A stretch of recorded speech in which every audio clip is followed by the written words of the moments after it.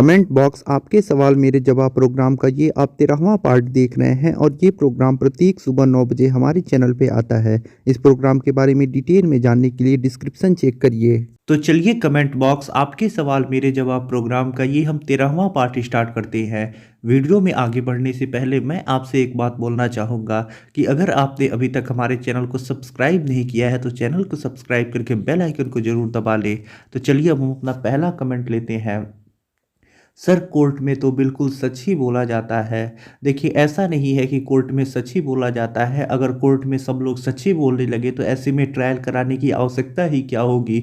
जो आदमी क्राइम किया होगा वो तो जाके बोल देगा कि मैंने क्राइम किया है, मैंने ये अपराध किया है, तो ऐसे उसको सज़ा हो जाएगी। तो अगर कोर्ट में सब लोग सच बोलने लगे तो फिर ट्रायल चलाने की कोई आवश्यकता ही नहीं है। कोई आदमी अपराध करेगा जाके कोर्ट में एक्सेप्ट कर लेगा क्योंकि उसे सच बोलना होगा, तो फिर उसे सज़ा हो जाएगा। तो कोर्ट में जब लोग जाते हैं तो लोग झूठ ही बोलते हैं और बहुत सारे लोग कोर्ट में झूठ बोलते हैं, और जो लोग झूठ बोलते हैं उसी को कोर्ट में साबित करना पड़ता है कि ये आदमी झूठ बोल रहा है। तो ऐसा नहीं है कि कोर्ट में सब लोग सच ही बोलते हैं। कोर्ट में 90% लोग झूठ ही बोलते हैं, ये चीज़ आप मान के चलिए। अब हम अपने अगले कमेंट को लेते हैं। सर मैं 406 एंड 34 से डिस्चार्ज हो गया। 498 ए ट्रायल पर है। 406 क्या होता है? 498 ए में बरी हो गया तो मेंटेनेंस केस कैंसिल हो जाएगा। देखिए 406 जो लगता है वो आपराधिक विश्वास के हनन के लिए लगता है। यानी ये अगर मान लीजिए आपकी पत्नी का स्त्री धन आपने अपने पास रख लिया है तो ऐसे में इसके लिए पत्नी ये केस लगाती है। तो 406 का जो केस होता है, जो प्रोविज़न है, वो आपराधिक विश्वास का हनन या फिर इसे अमानत में ख़यानत भी कहा जाता है, इसी के लिए लगता है। और जो ये आपका दूसरा क्वेश्चन है कि 498 ए में बरी हो गया तो मेंटेनेंस केस कैंसिल हो जाएगा। देखिए अगर आपके ऊपर 498 ए केस चल रहा है और जो भी पत्नी ने आरोप 498 ए केस में लगाए हैं वही सेम आरोप अगर मेंटेनेंस केस में भी लगाए हैं, और ऐसे में जो मेंटेनेंस केस होगा वो 498 ए से पहले फाइनल हो जाएगा। मेंटेनेंस केस में पहले ही ऑर्डर आ जाएगा, 498 ए में टाइम लगेगा। तो ऐसे मान लीजिए मेंटेनेंस केस पहले फाइनल हो जा रहा है, उसमें ऑर्डर आ जा रहा है कि आप अपनी पत्नी को मेंटेनेंस दीजिए। उसके बाद 498 ए का जो ऑर्डर आ रहा है वो बाद में आ रहा है और 498 ए से आप बरी हो जा रही हैं। तो ऐसी स्थिति में आपको सीआरपीसी की धारा 127(2) के अंतर्गत आवेदन करना पड़ेगा कोर्ट में। कोर्ट को बताना होगा कि पत्नी ने यही आरोप मेरे ऊपर 498 ए के केस में लगाए थे जिससे मैं बरी हो गया हूँ, और पत्नी ने जो भी आरोप लगाए थे वो झूठे सिद्ध हो चुके हैं। तो ऐसे में कोर्ट ने जो मेंटेनेंस का ऑर्डर किया है फिर से उस पर विचार करे। तो ऐसे में अगर कोर्ट को लगेगा तो कोर्ट चाहे तो मेंटेनेंस में परिवर्तन या फिर मेंटेनेंस को बंद भी कर सकता है। तो यही प्रक्रिया आपको अपनानी पड़ेगी। अब हम अपने अगले कमेंट को लेते हैं। सर मेरे हस्बैंड की जॉब अभी सेंट्रल गवर्नमेंट में लगी है, वो रेलवे एम्प्लॉई हैं। मुझे बताया गया है कि गवर्नमेंट एम्प्लॉय की वाइफ को मेंटेनेंस में हस्बैंड की हाफ सैलरी मिलती है, क्या ये बात सही है? नहीं, ये बात बिल्कुल सही नहीं है, ये गलत बात है। ऐसा नहीं है कि पति जितना कमा रहा होगा उसका आधा पत्नी को मेंटेनेंस के रूप में मिलेगा, ऐसा नहीं होता है। आप मान के चलिए, अगर मैं आपको एक रेशियो के हिसाब से बताऊं तो जितना आपके हस्बैंड कमा रहे होंगे उसका 25 से 30% तक अधिकतम आपको मेंटेनेंस के तौर पे मिल सकता है। ये जो मैंने 25 से 30% बताया ये भी कोई फिक्स नहीं बताया। ऐसा नहीं है कि ये इतना मिलना ही है आपको, ये कोर्ट के आप ऊपर निर्भर करता है, जज साहब जो होते हैं उनके विवेक पे निर्भर करता है। लेकिन मैं आपको एक रेशियो बता रहा हूँ, जो प्रैक्टिकली में चीज़ें होती हैं वो बता रहा हूँ कि जितना आपके हस्बैंड की सैलरी होगी उसका आपको 25 से 30% तक मेंटेनेंस के रूप में मिल सकता है। बाकी 50% वाली जो आप बात बता रही हैं वो गलत बात है, ऐसा नहीं होता है। अब हम अपने अगले कमेंट को लेते हैं। सीआरपीसी 482 में हाई कोर्ट गया था, ऑर्डर बेल करने का हुआ है, क्या करें? ऐसा कैसे हो सकता है कि आप 482 में जाएंगे और वहां पे क्वेश्चन के लिए रिलीफ मांगेंगे और ऐसे में कोर्ट आपको बेल दे देगा? ऐसा नहीं होता है। आप कुछ गलत बता रहे हैं या फिर आपको ऑर्डर पढ़ने में कुछ गड़बड़ी हो रही है, आपको गलत समझाया गया है, ऐसा नहीं होता है। अगर आप क्वेश्चन के लिए जाएंगे तो या तो कोर्ट क्वेश्चन के एप्लीकेशन को एक्सेप्ट करेगा या फिर रिजेक्ट करेगा, या फिर कोर्ट ये कह सकता है कि हम आपके एप्लीकेशन को रिजेक्ट कर रहे हैं, आप बेल के लिए जाइए और बेल के लिए आवेदन करिए। कोर्ट इस प्रकार का ऑर्डर करता है। ऐसा नहीं है कि आप क्वेश्चन कराने जाएंगे और हाई कोर्ट आपको बेल का ऑर्डर करके दे देगा, ऐसा कुछ नहीं होता है। एक बार फिर से आप अपना ऑर्डर पढ़िएगा। अब हम अपने अगले कमेंट को लेते हैं। सर मेरी वाइफ ने क्रिश्चियन धर्म अपना लिया है तो मुझे मेंटेनेंस देना पड़ेगा क्या? अगर देखिए आपका जो साथी है चाहे पति हो या पत्नी हो, ऐसे में वो धर्म परिवर्तन कर लेता है, जैसे हिंदू आप हैं, आपकी पत्नी भी हिंदू है, ऐसे में आपकी शादी हुई हिंदू धर्म के अनुसार और ऐसे में बाद में आपकी पत्नी ने मुस्लिम या फिर क्रिश्चियन कोई भी धर्म अपना लेती हैं, तो ऐसे में ये विवाह विच्छेद का एक आधार बन जाता है। आप चाहे तो इसके आधार पर डिवोर्स ले सकते हैं कि आपकी पत्नी ने हिंदू धर्म त्याग दिया है, उसने दूसरा धर्म अपना लिया है। बाकी आप इसके आधार पर डिवोर्स तो ले सकते हैं। बाकी मेंटेनेंस को लेके कोई प्रोविजन नहीं किया गया है कि आप इसके आधार पर मेंटेनेंस देने से बच सकते हैं, तो इसके लिए कोई प्रोविजन नहीं किया गया है, कोई प्रावधान नहीं है कि आपकी अगर पत्नी ने क्रिश्चियन धर्म अपना लिया है तो आपको उन्हें मेंटेनेंस नहीं देना पड़ेगा। ऐसा कोई प्रोविजन नहीं है, ना ही कोई ऐसा जजमेंट आया है। अब हम अपने अगले कमेंट को लेते हैं। Sir you are great sir. देखिए मैं कोई ग्रेट नहीं हूँ, बस आप ही लोगों के सहयोग से आज जो भी हूँ मैं हूँ। आप लोग मुझसे क्वेश्चन पूछते हैं, मैं उसका जवाब देता हूँ, इसी वजह से मेरी जानकारी ऐसे दिन प्रतिदिन बढ़ती जा रही है। तो जो भी आज मैं हूँ वो आप लोगों की वजह से हूँ। आप लोगों को मैं एक बार फिर से थैंक्स बोलना चाहूँगा। अब हम अपने अगले कमेंट को लेते हैं। सर मेरा नाम हरिशंकर है, औरैया निवासी हूँ। मेरे पत्नी ना मेरे साथ रहती है ना मुझे तलाक देती है। झगड़ा भी नहीं हुआ है, बल्कि राजी खुशी से अपनी बुआ के घर निमंत्रण पर गई, वो आती नहीं है। मैं लेने गया माँ भाई के साथ तो मुझे गाली गलौज चप्पल लेकर बरतने किया और दहेज की धमकी देते हुए भगा दिया। फिर सेक्शन 9 का मुकदमा कर दिया है। सर आप बताओ क्या करें हम? देखिए ऐसी स्थिति में जब आपने सेक्शन 9 लगा ही दिया है तो आप इस मुकदमे को लड़िए, इसमें साबित करिए कि आपकी जो पत्नी है बिना उचित कारण के ही आपसे अलग रह रही हैं। तो जो कोर्ट में कार्यवाही करनी थी वो तो आपने कर ही दिया है। अब ऐसी स्थिति में एक और मैं आपको सलाह देना चाहूँगा कि आप एक बार पंचायत कराने का प्रयास कीजिए। कुछ अपने घर के लोगों को, कुछ उनके घर के लोगों को, आप आपकी पत्नी सब लोग मिल बैठ के क्या समस्या है, क्या दिक्कत आ रही है, मिल बैठ के बातचीत करने का प्रयास कीजिए। जो मामला है उसे मिल बैठ के सुलझाने का प्रयास कीजिए। बाकी कोर्ट कचहरी से ऐसे मामलों में ऐसा नहीं है कि कुछ हो जाता है, कोई निस्तारण निकलता है। कोर्ट कचहरी में जाने से रिश्ते टूटते ही ज़्यादा हैं, बनते बहुत कम हैं। तो एक बार आप लोग पंचायत कराने का प्रयास कीजिए, आप पहल कीजिए पंचायत का। हो सकता है मिल बैठ के बात करने से मामले का कोई निस्तारण निकल जाए और समस्या का आपको हल मिल जाए। अब हम अपने अगले कमेंट को लेते हैं।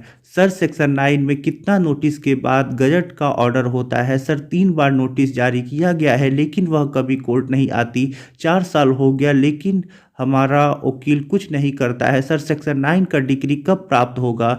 देखिए जब आपका जो नोटिस है उसका तामील हो जाएगा और उसके बाद भी आपकी जो पत्नी है वो नहीं आएंगी, तब जाके ऐसे में पेपर में गजट का ऑर्डर किया जाएगा। तो नोटिस को तामील कराने का आप प्रयास कीजिए। और 4 साल हो गया है तो ऐसे में कुछ ना कुछ ऐसी ज़रूर गड़बड़ी हो रही है जिसकी वजह से ऐसा लेट हो रहा है, नहीं तो बाकी ऐसे तो नोटिस का तामील हो जाना चाहिए था। बाकी कोई दिक्कत आ रही है, कहीं ना कहीं से लापरवाही की जा रही है, तब जाके आपके केस में ऐसा हो रहा है। और सेक्शन 9 की डिग्री तब प्राप्त होती है जब आपका केस फाइनल होता है, कोर्ट का अंतिम जजमेंट आता है, अंतिम निर्णय आता है, तब जाके प्राप्त होता है। बाकी 4 साल से ऐसे आपका जो केस है वो वैसे ही अभी नोटिस की प्रक्रिया में फंसा हुआ है, अभी नोटिस ही जा रहा है, तो ज़रूर कुछ ना कुछ लापरवाही हो रही है। आप सही से पता लगाइए तभी आपका केस फाइनल हो पाएगा। ऐसे ज़रूर आपके केस में कुछ ना कुछ लापरवाही हो रही है, इसी वजह से ऐसा हो रहा है।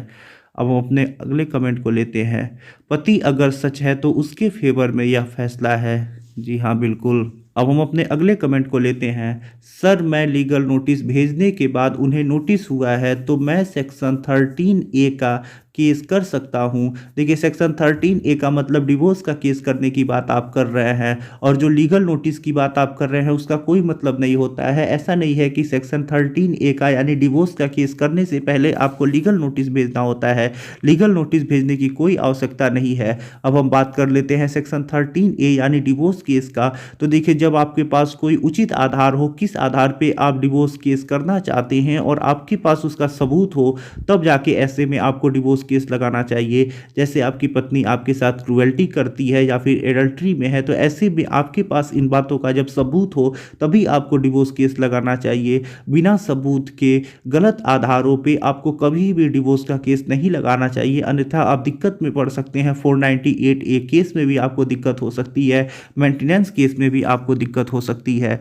तो बिना उचित आधार के और बिना सबूत के कभी भी डिवोर्स का केस नहीं लगाना चाहिए। अब हम अपने अगले कमेंट को लेते हैं। सर, सेक्शन 9 का डिक्री हस्बैंड के खिलाफ कोर्ट करती है या नहीं, और आ भी जाए तो उसके बाद सेक्शन 13A का अंतर्गत मैं केस कर सकता हूं या नहीं। इनके पूछने का मतलब यह है कि इन्होंने सेक्शन 9 का केस किया है, तो ऐसे में क्या जरूरी है कि पति के पक्ष में ही ये डिग्री आएगी? यानी सेक्शन 9 का केस क्या जरूरी है कि पति जीतेगा ही या फिर पति हार भी सकता है? तो देखिए, कोई भी अगर आप मुकदमा कर रहे हैं तो ऐसे में ये आवश्यक नहीं है कि आप जीत ही जाए, हो सकता है आप हार जाएं। अगर पति ने सेक्शन 9 का केस किया है और वो साबित कर देता है कि उसकी पत्नी बिना उचित कारण के ही उससे अलग रह रही है, तो ऐसे में पति को सेक्शन 9 की डिग्री मिल जाती है। यदि पत्नी साबित कर देती है कि वो जो पत्नी है वो उचित कारण के अपने पति से अलग रह रही है, तो ऐसे में पति केस हार जाता है। तो ये तो सबूतों के ऊपर डिपेंड होता है कि आप केस जीतेंगे या नहीं जीतेंगे। बाकी रही बात सेक्शन 9 का, अगर केस पति हार जाता है तो ऐसे में डिवोर्स का केस लगा सकता है या नहीं लगा सकता है। तो अगर पति के पास उचित आधार है, उचित सबूत है, तो ऐसे में पति लगा सकता है सेक्शन 9। अगर आप हार जाते हैं तो उसके बाद अगर आपके पास उचित आधार है और आपके पास सबूत है, तो ऐसे में आप डिवोर्स का केस लगा सकते हैं। अब हम अपने अगले कमेंट को लेते हैं। देखिए, ये जो कमेंट किया गया है बहुत बड़ा कमेंट किया गया है, और मैं बार बार आप लोगों से कहता हूं कि इतने बड़े कमेंट मैं नहीं ले पाऊंगा, इतने बड़े कमेंट का जवाब मैं इस प्रोग्राम में नहीं दे पाऊंगा। तो आप लोगों से रिक्वेस्ट है मेरी कि इतने बड़े क्वेश्चन ना पूछा कीजिए, इतने बड़े कमेंट ना किया करिए। मैं इस प्रोग्राम में इन कमेंट्स को नहीं ले पाऊंगा। बाकी अगर आपकी इतनी बड़ी समस्या है, आप मुझसे बात करना चाहते हैं, आपकी जो भी समस्या है उसका आप मुझसे समाधान प्राप्त करना चाहते हैं, तो आप मुझसे अपॉइंटमेंट लेके फ़ोन पे बात कर सकते हैं। जो भी समस्या होगी मैं सुन के उसका आपका जवाब डिटेल में बता दूंगा। तो प्लीज़ आप लोग इतने बड़े कमेंट ना करिए कीजिए, इतने बड़े क्वेश्चन ना पूछा कीजिए इस कमेंट बॉक्स प्रोग्राम में। अब हम अपने अगले कमेंट को लेते हैं। सर, अगर 498 कोर्ट कंप्लेंट केस में जो पत्नी आरोप लगा रही है वो सिद्ध ना कर पाए और पति जो बचाव में बात बोल रहा है वो न सिद्ध कर पाए, यानी दोनों के पास सबूत ना हो, तो अपनी बातें सिद्ध करने के लिए तो कोर्ट क्या फैसला देता है? देखिए, 498A के केस में ये क्रिमिनल केस होता है, तो ऐसे में जो पत्नी होती है वो पति के ऊपर आरोप लगाती है और जो पति होता है उसको कुछ नहीं बोलना होता है। यानी ये सिविल केस नहीं होता है कि इसमें आप जवाबदेही देंगे, अपनी आपत्ति लगाएंगे, ऐसा कुछ नहीं करना होता है। ये सब सिविल केस में होता है। क्रिमिनल केस में जो एक्यूज होता है उसे कोई अपनी बात नहीं बोलनी होती है, यानी अपने पक्ष में उसे कुछ नहीं बोलना होता है, बल्कि जो पत्नी सबूत दी होती है उसे झूठा साबित करना होता है। तो ऐसे में अगर मान लीजिए जो पत्नी है आरोप लगाई है अपनी बात नहीं सिद्ध कर पाती है, तो ऐसे में पति बरी हो जाएगा। सबूतों के अभाव में पति को बरी कर दिया जाएगा। तो पति को कुछ नहीं बोलना होता है, पति को कुछ नहीं करना होता है, पति को सिर्फ अपना बचाव करना होता है। बाकी जो भी बोलती है, जो भी आरोप लगाती है वो पत्नी ही लगाती है। अब हम अपने अगले कमेंट को लेते हैं। सर, पहले हम सेक्शन 9 किया, फिर मेरी पत्नी ने 498A कर दी। सेक्शन 9 में उसके पास 3 बार नोटिस किया हूँ, बट वो कोर्ट में नहीं आ रही है। 4 साल हो चुका। सर प्लीज़ हेल्प, मैं बहुत परेशानी में हूँ। वकील मेरा सिर्फ टाइम वेस्ट कर रहा है। हाँ, जैसा आप बोल रहे हैं कि आपके वकील टाइम वेस्ट कर रहे हैं, हाँ ये बात सही है, क्योंकि आपका जो सेक्शन 9 का केस है वो 4 साल हो चुका है, 4 साल से पेंडिंग ही है। अभी नोटिस की कार्यवाही में भी चल रहा है, आपने नोटिस भी करा दिया है 3 बार पत्नी को, वो आ भी नहीं रही है। तो ऐसे में तो अभी तक आपका सेक्शन 9 का केस फाइनल हो जाना चाहिए था और आपको डिग्री मिल जानी चाहिए थी, या फिर आपका केस खारिज हो जाना चाहिए था। यानी जो कुछ भी होना चाहिए था सेक्शन 9 के केस में वो हो जाना चाहिए था, लेकिन 4 साल से ऐसे ही पेंडिंग में पड़ा है। तो जरूर आपके केस में कुछ ना कुछ लापरवाही हो रही है। अब ये लापरवाही जानबूझ के हो रही है या गलती से हो रही है, ये तो मैं नहीं कह सकता हूँ। बाकी आपके केस में लापरवाही हो रही है। आप जल्द से जल्द इस केस को फाइनल कराने का प्रयास कीजिए। आप पत्नी अगर नहीं आ रही है तो इस केस को एक्स पार्टी प्रोसीडिंग कराइए और एक्स पार्टी डिग्री प्राप्त करने का प्रयास कीजिए। आपके केस में लापरवाही हो रही है। मैं आपसे यही कहूँगा कि आप एक बार मुझसे अपॉइंटमेंट लेके कॉल पे बात कर लीजिए, मैं सारी चीज़ें आपको समझा दूंगा। अब हम अपने अगले कमेंट को लेते हैं। सर पहले सेक्शन 9 का केस किया फिर मेरी पत्नी। देखिए इस कमेंट का जवाब मैं पहले ही दे चुका हूँ, ये जो कमेंट आया है सेम यही कमेंट है। अब हम अपने अगले कमेंट को लेते हैं। सर बिना पैसे दिए वाइफ से छुटकारा कैसे पाए? देखिए अगर आपकी पत्नी है वो बिना उचित कारण के ही आपसे अलग रह रही हैं, वो कह रही हैं ना मैं साथ रहूंगी ना डिवोर्स दूंगी, और बिना उचित कारण के ही आपसे अलग रह रही हैं, या फिर आपकी पत्नी जो है वो एडल्ट्री में है, तो ऐसे में इन दो बातों में से किसी एक बात को या फिर दोनों बात को आप सिद्ध करके अपनी पत्नी से डिवोर्स ले सकते हैं और बिना पैसे के ही आपको आपकी पत्नी से छुटकारा मिल जाएगा। लेकिन इन दो बातों में से कोई एक बात या फिर दोनों बात आपको कोर्ट में साबित करनी पड़ेगी। तो यही एक उपाय है जहां आप अपनी पत्नी को बिना पैसे दिए उससे छुटकारा पा सकते हैं। अब हम अपने अगले कमेंट को लेते हैं। सर मेरे ऊपर entry maintenance allow section code में अपील किया हूँ, क्या मेरे वकील मुझे कोर्ट पर आने से मना कर रहा है, क्या सही है? देखिए कल के ही वीडियो में मैंने इसका जवाब दे दिया है। कमेंट बॉक्स का जो प्रोग्राम 12 था यानी 12वां नंबर का कमेंट बॉक्स का प्रोग्राम था, उसमें मैंने आपका जवाब दे दिया है, वीडियो आप देखिएगा। अब हम अपने अगले कमेंट को लेते हैं। Nice video sir, thank you, very good news. जी हाँ बिल्कुल, valuable knowledge, thank you, nice, thank you. अब हम अपने अगले कमेंट को लेते हैं। सर अगर 498 ए कोर्ट कंप्लेंट केस, ये देखिए इसका भी मैंने जवाब दे दिया है, इसके पहले ही कुछ देर पहले ये कमेंट आया था, दोबारा ये आया है, मैं इसका जवाब दे चुका हूँ। अब हम अपने अगले कमेंट को लेते हैं। Good, thank you. अब जो भी कमेंट आए थे सबका मैंने जवाब दे दिया है, बाकी ये जो कमेंट है उसका पहले ही मैं जवाब दे चुका हूँ, कल के ही वीडियो में जवाब दे चुका हूँ। तो आशा करता हूँ इस प्रोग्राम के जरिए आपको अच्छी जानकारी मिली होगी, आप लोग संतुष्ट होंगे मेरे द्वारा बताई गई जानकारी से। तो आशा करता हूँ ये वीडियो आपको काफ़ी ज़्यादा पसंद आया होगा। एक बार फिर से मैं कहना चाहूँगा कि अगर आपने अभी तक हमारे चैनल को सब्सक्राइब नहीं किया है तो प्लीज़ चैनल को सब्सक्राइब करके बेल आइकन को ज़रूर दबा लें। मिलते हैं नए प्रोग्राम के साथ अगले दिन, तब तक के लिए जय हिंद, जय भारत।